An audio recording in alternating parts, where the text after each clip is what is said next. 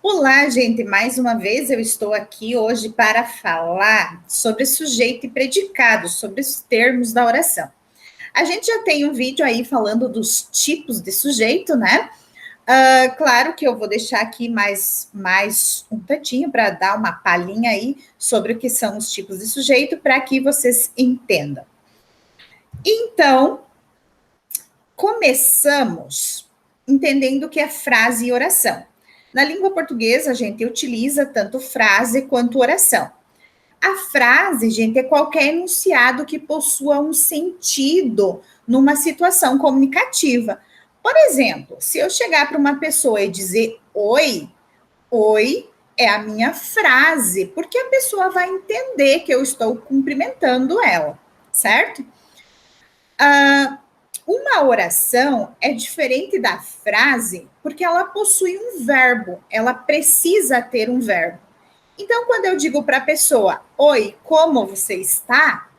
Vejam que, além do meu oi, da minha frase oi, eu usei um verbo, e o verbo é está. Então, se eu usei verbo, é uma frase e é também uma oração. Então, nem toda frase é oração, mas toda oração é frase, porque toda oração necessita ter um sentido, né? Um sentido completo. Então, aqui eu trouxe frase, oração em período, né?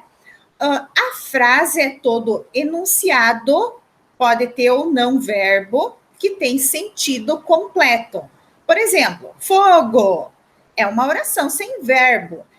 Desculpa, é uma frase sem verbo. É o que a gente chama de frase nominal. Estou em casa, eu tenho aí o verbo estar, portanto, tem um verbo, então é uma frase verbal. Essa frase verbal é também uma oração, porque oração é todo enunciado de sentido completo que possui um verbo. Ali está o não, mas precisa ter sentido, tá? Por exemplo, Maurício chamou o amigo. Vejam que aí eu tenho o verbo chamou, tá? Ele pediu que colaborássemos. Tem aí dois verbos. No caso, pediu e colaborássemos. E aí vocês podem ver que cada verbo corresponde a uma oração. Portanto, na primeira nós temos uma oração, na segunda nós temos duas orações, porque temos dois verbos. O período, gente, é um conjunto de orações. Então, se eu tiver dois verbos, significa que eu tenho duas orações, é o meu período. Se eu tiver um verbo também, eu vou ter uma oração e, portanto, um período, né? Por exemplo, fizemos o serviço, tem aí o verbo fizemos, portanto, tem uma oração e é o que a gente chama de período simples. Estudei e fui para a escola, eu tenho aí dois verbos, que é o estudei e o fui, portanto, duas orações e, portanto, período composto. Então, uma oração é uma frase com verbo, pode ser um ou mais. Aí, a minha oração, ela vai ser composta por um sujeito, mais um verbo, mais um complemento. O sujeito é aquele de quem você fala algo, portanto, no meu exemplo, a menina fez o tema, eu estou falando da menina. A menina é o meu sujeito. O verbo é o fazer, e aí eu tenho um complemento que é o tema de casa. Esse meu complemento mais o meu verbo é o que eu chamo de predicado. Portanto, eu tenho o meu sujeito, a menina, o meu predicado fez o tema, certo? O núcleo do sujeito é a parte principal do meu sujeito. Então, quando eu mostrava para vocês que a menina é o meu sujeito, eu tenho duas palavras nesse sujeito, mas o núcleo, a parte principal desse sujeito é menina. No sujeito, o menino inteligente, vejam que eu tenho três palavras, mas o principal de quem é que se fala algo é menino.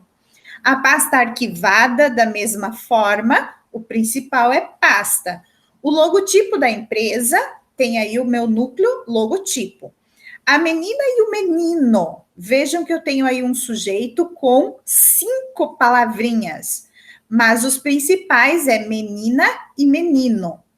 Dessa forma, nós vamos para os tipos de sujeito, que podem ser simples, composto, oculto, indeterminado e inexistente. Aí, o simples é porque possui apenas um núcleo, né? E o composto é porque possui mais que um núcleo. Então, eu já coloquei ali para vocês, menina e menino, que são os principais, 2 núcleos, portanto, sujeito composto. O oculto, desinencial ou implícito, é aquele que vem escondido no verbo.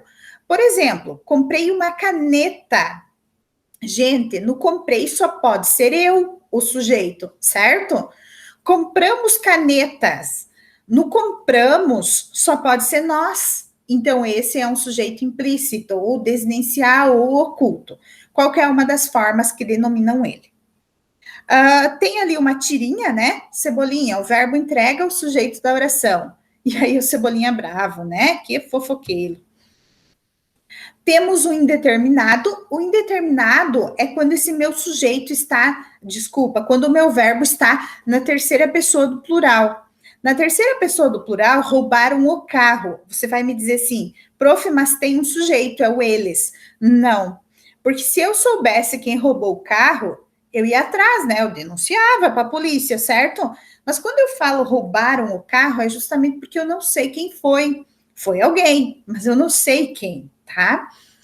O inexistente, ou oração sem sujeito, são aqueles que possuem aqueles verbos de fenômenos da natureza, ou o verbo haver, no sentido de existir, e fazer, indicando o tempo decorrido. Por exemplo, choveu ontem. Eu não tenho como determinar quem é que chove.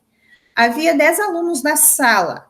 Havia. Não tem como determinar um sujeito para esse havia, certo? Na frase, eu adoro segunda-feira, o sujeito é eu, né? Mas aí tem um memezinho, certo? Pessoal, era isso sobre o sujeito e predicado. Já dei uma pincelada aí nos tipos de sujeito, o núcleo, né, desse meu sujeito, para a gente entender também os tipos. Qualquer coisa eu estou à disposição. Espero que vocês continuem assistindo os vídeos. Paz e bem a todos.